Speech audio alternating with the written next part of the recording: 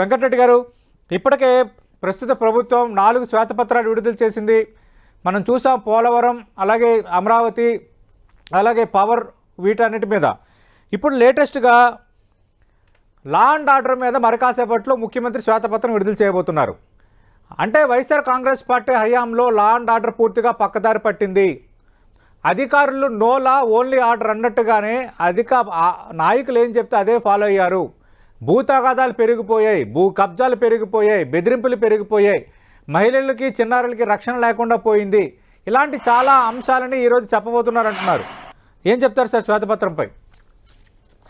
సతీష్ గారు, ముందుగా మీకు అట్లానే ప్యానెల్లో ఉన్న వాళ్ళకి అట్లానే 10 టీవీ ప్రేక్షకులకు అందరికి గుడ్ ఆఫ్టర్నూన్. గుడ్ ఆఫ్టర్నూన్ అండి. ఇప్పుడు మేమన్నా నాకు తెలిసి విద్యుత్ సంస్కరణలు, అదే విద్యుత్ దానికి సంబంధించినటువంటి శ్వేతపత్రం అప్పుడు మీ దానికి వచ్చా నేను. అలానే భూ కబ్జాలు అన్నానికి ఇప్పుడు కూడా వచ్చాయి. ఇది 3వ దానికి సంబంధించి. అసలు ఏంటి శ్వేతపత్రం?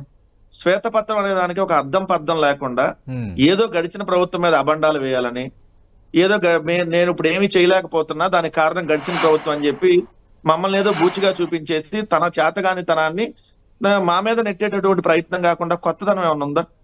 రోజు ఈనాడు దినపత్రిక, ఆంధ్రజ్యోతి దినపత్రిక అయినటువంటి తెలుగుదేశం కరపత్రికల్లో వచ్చినటువంటి కథనాలనే ఏదైతే మనం ఒక లిస్టు చదివేసి అక్కడ అదైపోయింది, ఇక్కడ అదైపోయింది, ఏమైంది మన శ్వేతపత్రాల్లో ఎందుకు చెప్పలా?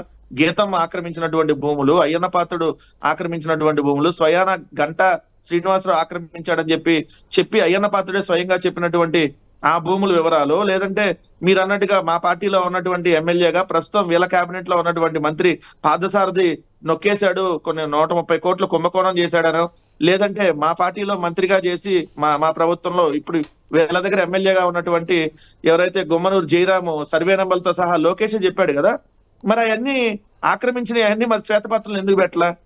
మరి శ్వేతపత్రం కాదు సార్, అదొక ఏదైతే మా ప్రభుత్వం మీద బుర్ర జల్లేటటువంటి ఒక కార్యక్రమం తప్ప కొత్తదనం ఏం లేదు. ఈ రోజు లా అండ్ ఆర్డర్ గురించి పెడుతున్నా అంటున్నారు కదా. చంద్రబాబు నాయుడు గారు అధికారంలోకి వచ్చిన తర్వాత ఆంధ్రప్రదేశ్ రాష్ట్రాన్ని పాకిస్తాను, పాలస్తీనా కంటే దారుణంగా తయారు చేశాడు అనేది వాస్తవం కాదా? నేను లిస్టులతో సహా చెప్తాను. 30 రోజుల్లో, అంటే మొదటి నెల రోజుల్లో దాడులు గాని దౌర్జన్యాలు గాని 1050 జరిగినాయి.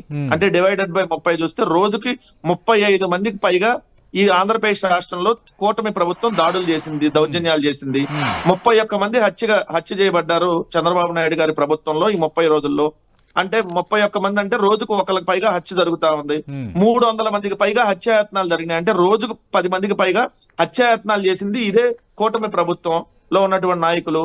35 మంది ఆత్మహత్యకు పాల్పడేటట్టుగా వాళ్ళ మీద హెరాస్మెంట్ చేసి వాళ్ళ ఆత్మహత్యకు పాల్పడేటట్టుగా చేశారంటే రోజుకు ఒకరికి పైగా ఆత్మహత్యకు పాల్పడేటట్టుగా 30 రోజుల్లో వీళ్ళు వచ్చినటువంటి మొట్టమొదటి నెలలో చేసినటువంటి కార్యక్రమం.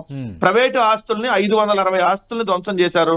అంటే రోజుకు 18 నుంచి 19 మంది ప్రైవేటు ఆస్తుల్ని ధ్వంసం చేశారు. ఇది కదా శ్వేతపత్రంలో పెట్టాల్సింది. ప్రభుత్వ ఆస్తులు 490 ధ్వంసం చేశారంటే 5 పాలనలో ఏం జరిగిందన్న దానికి వాస్తవాలు మేము వివరిస్తున్నాము, దాంట్లో భాగంగా శ్వేతపత్రాలు విడుదల చేస్తున్నామని ముఖ్యమంత్రి ఆల్రెడీ చెప్పారు సార్. 2014 నుంచి 18 దాకా ఏం జరిగింది? మహిళా ఎంఆర్ఓ అని జుట్టు పట్టుకొని ఏ విధంగా ఈడ్చి తన్నారు, ఏ విధంగా ఏర్పేటలో ఇసుక మాఫియాతో 18 మంది ఆ విధంగా పొట్టన పెట్టుకున్నారు, గోదావరి పుష్కరాల పేరుతో 29 మంది ఎవరు చంపేశారు, ఇవన్నీ శ్వేతపత్రాల్లో పెట్టి ఎవరి మీద దళితుల మీద దాడులు జరిగినాయి వీటన్నింటి శ్వేతపత్రంలో పెట్టమనండి సార్. 2014 to 19 పెట్టమనండి, 19 to 24 పెట్టమనండి, ఏ కావాలంటే ఎంక్వైరీ చేసుకోమనండి సార్. మేము దానికి సిద్ధంగా ఉన్నాం. చంద్రబాబు నాయుడు అనే అతను ఏమీ చేయలేడు. 30 రోజుల్లో విద్యాసాగర్ గారు 30 రోజుల్లోని చాలా అక్రమాలు జరిగాయి, అలాగే ఆత్మహత్యలు జరిగాయి, దాడులు జరిగాయి, ఆస్తుల విధ్వంసం జరిగింది.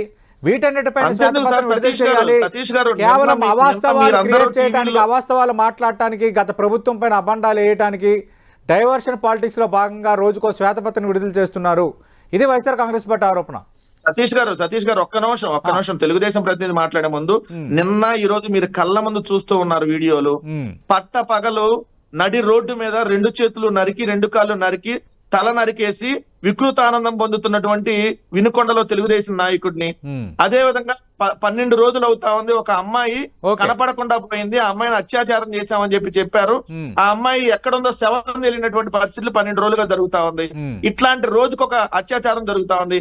ఇట్లాంటి దిక్కుమాలిన స్థితి పెట్టుకొని ఈ రాష్ట్రాన్ని ఒక దౌర్భాగ్యంగా తయారు చేసి ఏపీ అని అంటే ఏ అంటే అత్యాచారాలు, పి అంటే ప్రాణాలు తీసేస్తాం అనే విధంగా ఆంధ్రప్రదేశ్ తయారు చేసినాక ఏ మొహం పెట్టుకొని శ్వేతపత్రాలు వెంకటరెడ్డి గారు సతీష్ గారు ఇంత నిర్లజ్జగా నిరసన వ్యక్తం చేస్తున్నామండి. రాళ్ళు తీసుకొని నిరసన వ్యక్తం చేస్తున్నాం, కత్తి తీసుకొని చేతులు నరికి కాళ్ళు నరికి నిరసన వ్యక్తం చేస్తున్నాం అనేటటువంటి తెలుగుదేశం అధికార ప్రతినిధి డిబేట్ లో కూర్చొని మాట్లాడుతుంటే ఇట్లాంటి డిబేట్ నిజంగా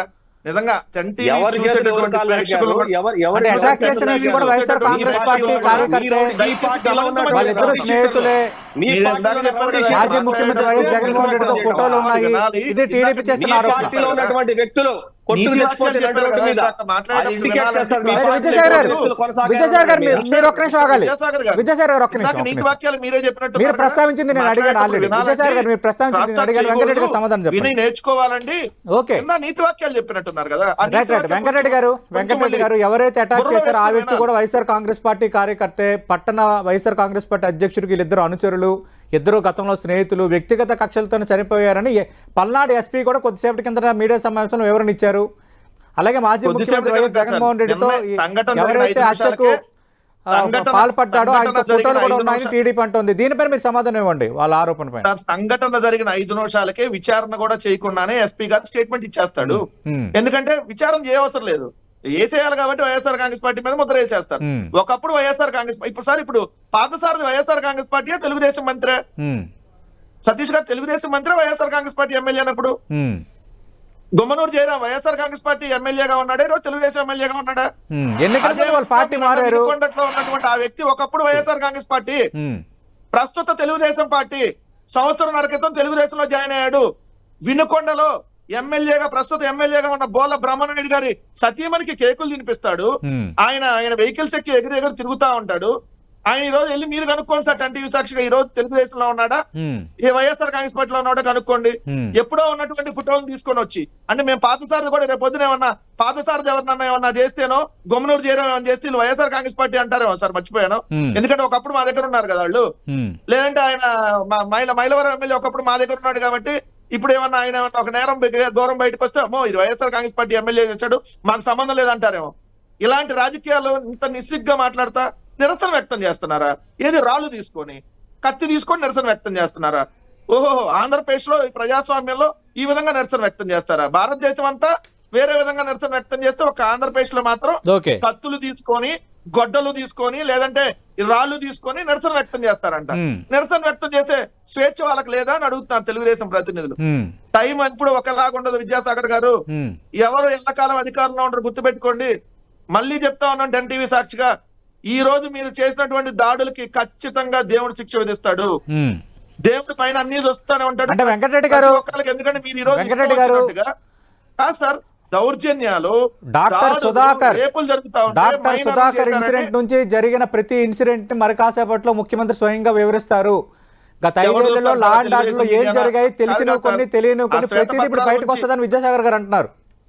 సార్ ఎంక్వైరీలు వేసుకోమనండి, వాళ్ళు ఇష్టం వచ్చినట్టుగా 5 ఏళ్ళలో ఇష్టం వచ్చినట్టుగా వ్యవహరించుకోమండి. నెల రోజులుగా చూస్తున్నాం కదా, ఎంతకంటే ఇంకేం చేస్తారు? పట్టపగల మనుషులు చంపేస్తారు. 1,32,00,000 మందిని చంపేయలేరు కదా. మాకు ఓటు వేసిన 1,32,00,000 మందిని జైలుకు పంపిస్తారు కదా. 1,32,00,000 మందిని చంపేయలేరు కదా. 1,00,000 మందిని చంపుతారా వీళ్ళు? విద్యాసాగర్ గారు విచారణ చేసుకోవచ్చు, ఎంక్వైరీలు వేసుకోవచ్చు, మేము దేనికైనా సిద్ధం అంటున్నారు వెంకటరెడ్డి గారు. విద్యాసాగర్ గారు ఇప్పుడు సతీష్ గారు, డాక్టర్ సుధాకర్ గారి కేసులో ఆల్రెడీ సిబిఐ ఎంక్వైరీ నడుస్తుంది. ప్రస్తుతం అడుగుతున్న పరిణామాలను అడుగుతున్నాను సతీష్ గారు. డిస్టర్బ్ చేస్తున్నాడు ఆయన. మాట్లాడండి సార్ దయచేసి.